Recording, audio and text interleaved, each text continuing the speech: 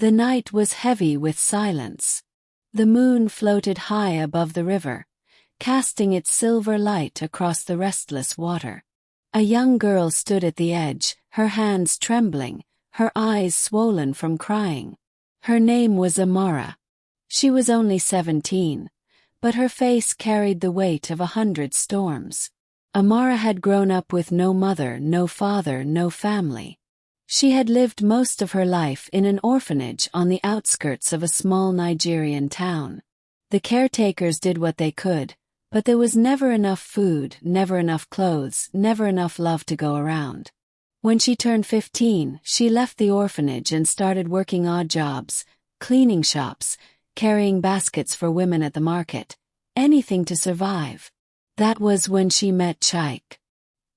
He was older, charming, with a smile that disarmed her. He told her she was beautiful, that she was special. For a girl who had grown up feeling invisible, those words were a fire in her chest. She believed him. She gave him her heart. But soon his visits grew fewer. His voice turned cold, and one day when she told him she was pregnant, he laughed. "Not my problem," he said, walking away. "Take care of it yourself." The months that followed were torture. People whispered in the market. They spat cruel names behind her back.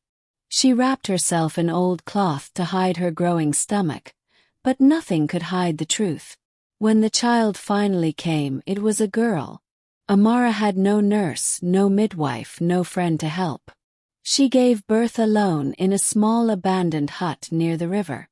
She cut the cord herself with shaking hands, and when her baby cried, her own tears fell harder. She named her Ada, which meant first daughter. But the world was merciless. Amara tried. She begged, she borrowed, she worked until her hands bled. Still there was never enough food. Some days Ada cried for hours, tiny arms reaching for a mother who had nothing to give. Amara's body grew thin, her eyes hollow. She whispered to herself at night, "I can't do this. I can't." That was how she found herself at the river. Her baby was tied gently on her back. Amara's heart was a storm of fear and sorrow. She placed Ada on a patch of grass by the water's edge. The baby whimpered, her small lips searching for comfort.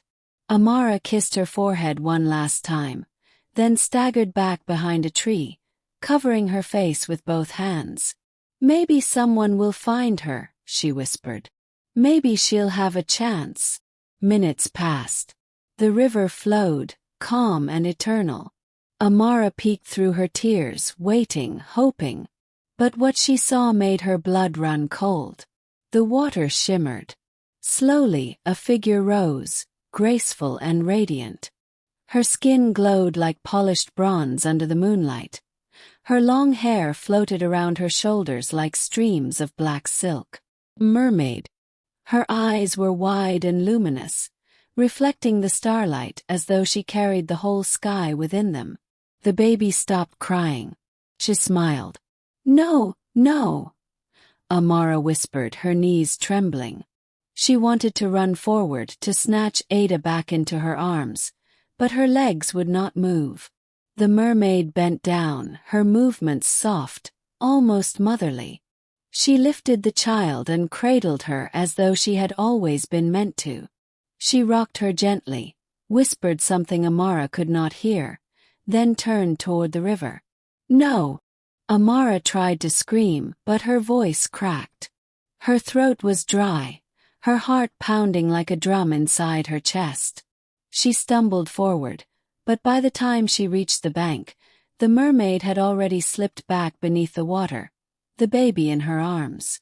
The surface of the river rippled once, twice, then went still. "My baby, my baby!" Amara fell to her knees, her cries breaking into the night.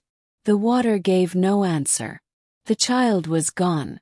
Deep below, the mermaid swam swiftly, holding Ada close to her chest. The water around them glowed with hidden light, coral gardens blooming like jewels, schools of fish glittering as they passed. Strangely, the baby did not cry. She breathed as though the water belonged to her. She stared up at the mermaid with wide, trusting eyes, and the mermaid smiled back. "You are safe now," she whispered. "You are mine." The kingdom beneath the river was alive with color and movement. Seashell towers rose high, coral bridges arched over glowing streets, and mermaids swam gracefully through the currents. When they saw the child in Zakira's arms, they gasped. "A human! She brought a human baby," they whispered. Zakira ignored them. Her arms held the child tightly, protectively. She swam faster until she reached her home, a dwelling carved into a giant clam shell with walls lined in pearl. Inside, she placed Ada on a soft bed of seagrass, watching the baby smile and kick her tiny feet. "My name is Zakira," she whispered, brushing the child's cheek. "And from now on, you are mine to love." For the first time in many years, Zakira felt joy flood her chest. She sang songs only mermaids knew, and the baby laughed. She had never known such peace. But peace in the kingdom of water never lasted long. A loud knock shook her door. Voices followed. "Zakira of the Coral House," a guard called. "You are summoned by the king." Her heart froze. She knew what this meant. She had broken the oldest law of their world. Never bring a human into the kingdom. She held the baby tighter, fear washing over her like cold waves. Still, she whispered to Ada, "I will not leave you. No matter what comes, I will not leave you." And above the river, far away on the empty bank, Amara sat shivering beneath the tree. The night stretched endlessly around her. She hugged her knees, rocking back and forth, the sound of the water still in her ears.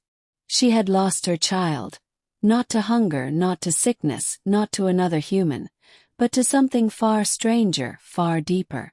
Her soul felt hollow. Yet in her heart, one thought whispered over and over again. "She is alive. Somewhere beneath that water, my daughter is alive." And that thought was the only thing that kept her breathing as the night gave way to dawn.